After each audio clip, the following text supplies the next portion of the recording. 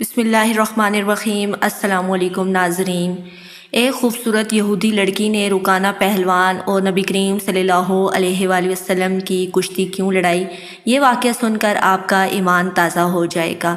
ناظرین اکرام، مکہ میں رکانہ بن ابی یزید نامی ایک خوبصورت، بہادر اور عقلمند مرد رہتا تھا۔ یہ عرب کا نامی گرامی پہلوان تھا۔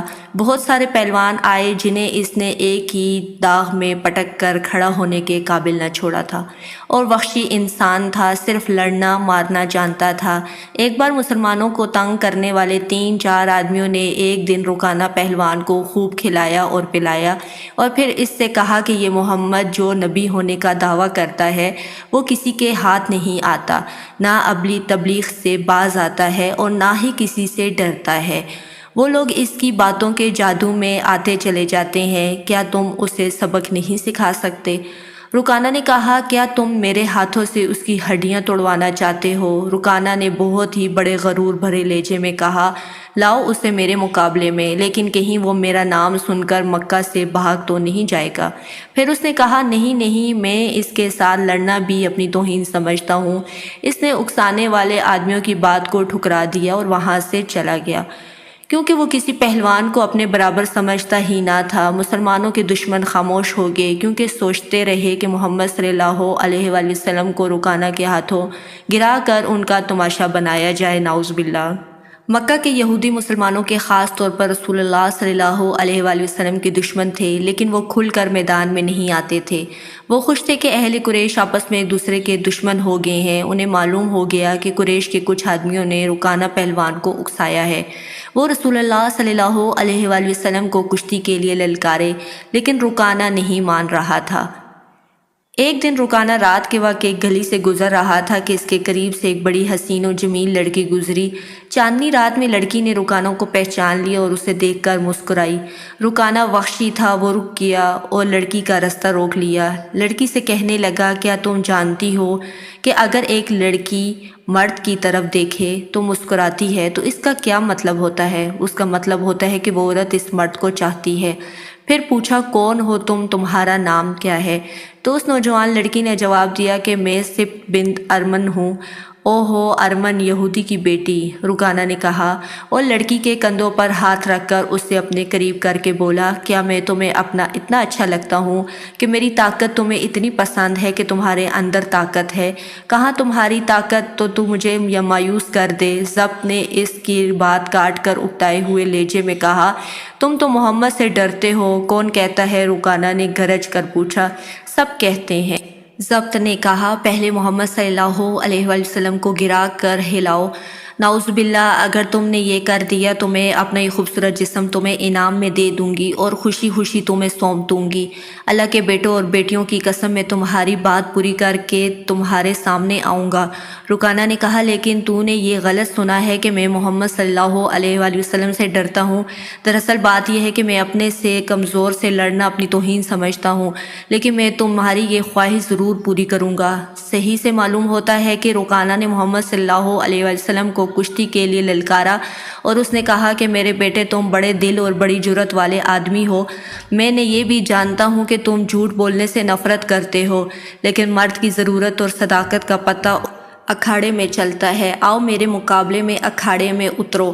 اگر تم مجھے گرا دو گے تو میں تمہیں اللہ کا بھیجا ہوا نبی مان لوں گا، اللہ کی قسم تمہارا مذہب بھی قبول کر لوں گا، لیکن یہ ایک بھتیجے اور چچا کی کشتی نہیں ہوگی۔ رسول اکرم صلی اللہ علیہ وآلہ وسلم نے رکانہ کی للکار کے جواب میں کہا، ٹھیک ہے، یہ لڑائی ایک بت پرست اور سچے دین پیغمبر کی لڑائی ہوگی، اور محمد صلی اللہ علیہ وآلہ وسلم کی کشتی کا مقابلہ ہوگا، کیونکہ پہلوانوں کا کوئی جوڑ نہیں تھا، اور جو ہار جائے گا وہ جیتنے والے کا مذہب قبول کر لے گا۔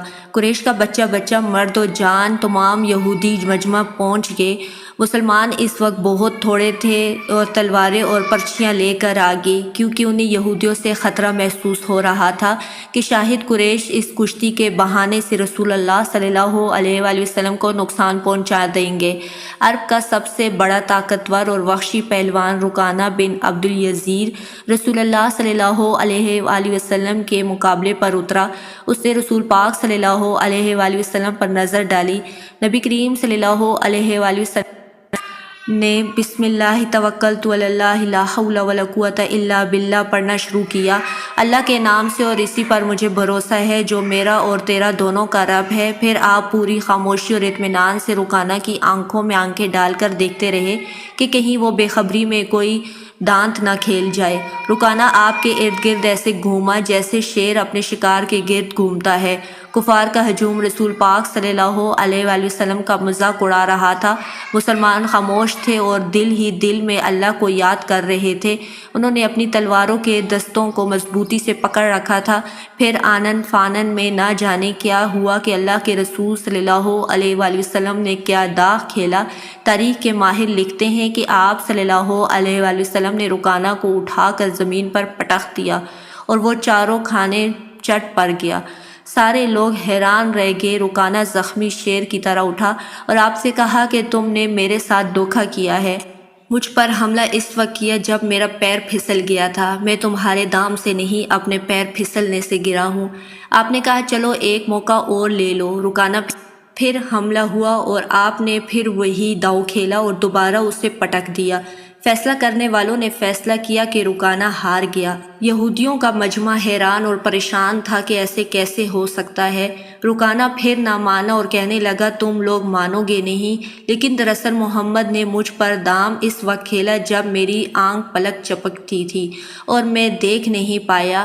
آپ نے پھر کہا سن رکانہ، اگر تیری آنکھ چپک گئی تھی اور میرا دماغ اس وقت چلا تو ایک اور موقع لے لے، لیکن یہ کشتی آخری ہوگی۔ تیسری بار رکانہ بہت جوش و خروش کے ساتھ آپ پر جھپٹا۔ اس بار بھی آپ نے زیادہ وقت نہیں لگایا اور اسے آنن فانن میں ہی تیسری بار بھی زور سے پٹک دیا۔ بھاری بھرکم جسم 3 بار پٹکا گیا تو اس کشتی کے قابل نہ رہا، سر جھکا کر ہار مان لی اور اکھاڑے سے نکل گیا۔ یہودیوں کے ہجوم پر سناٹا چھا گیا تھا اور مسلمان ننگی تلواریں اور برچیاں ہوا میں لہرا لہرا کر اور اچھال اچھال کر نعرے لگا رہے تھے کہ رسول اللہ صلی اللہ علیہ وآلہ وسلم نے للکار کر کہا اے رکانہ، اپنا وعدہ پورا کرو اور یہ اعلان کرو کہ آج سے تم مسلمانوں کو تنگ نہیں کرو گے۔ رکانہ مسکرایا اور کہا اے محمد، اپنا انعام لو اور یہاں سے چلتے بنو کہ کیا تم نے مجھے اتنا بڑا سچا سمجھا ہے؟ اپنا وعدہ پورا کروں گا۔ میری آج کی پوری زندگی ہی جھوٹ پر ٹکی تھی۔ مجھے قسم ہے لات اور عزیٰ کی، پہلی بار جب تم نے مجھے پٹکا تو اس وقت بھی میں نے جھوٹ ہی بولا تھا، اسی طرح دوسری بار بھی جھوٹ بولا تھا کہ میری آنکھ چپک گئی تھی۔ میرا کوئی پیر نہیں پھسلا تھا اور نہ ہی میری آنکھ بند ہوئی تھی۔ وعدہ پورا کرنے کا تو سوال ہی پیدا نہیں ہوتا۔ جب کشتی کا انعام رسول اللہ صلی اللہ علیہ وآلہ وسلم کو دیا جانے لگا تو آپ صلی اللہ علیہ وآلہ وسلم نے فرمایا میرا کام لڑنا اور کشتی لڑنا نہیں ہے، رکانہ کا کام ہے، لہٰذا انعام کا اصل حقدار بھی وہی ہے۔ پھر آپ انعام کو لے کر رکانہ کے پاس گئے اور انعام اس کے ہاتھ میں تھمانے لگے۔ رکانہ نے آج پہلی بار آپ کا نورانی چہرہ اتنے نزدیک سے دیکھا تھا۔ اس کے دل نے گواہی دی کہ یہ چہرہ کسی جھوٹے شخص کا نہیں ہو سکتا۔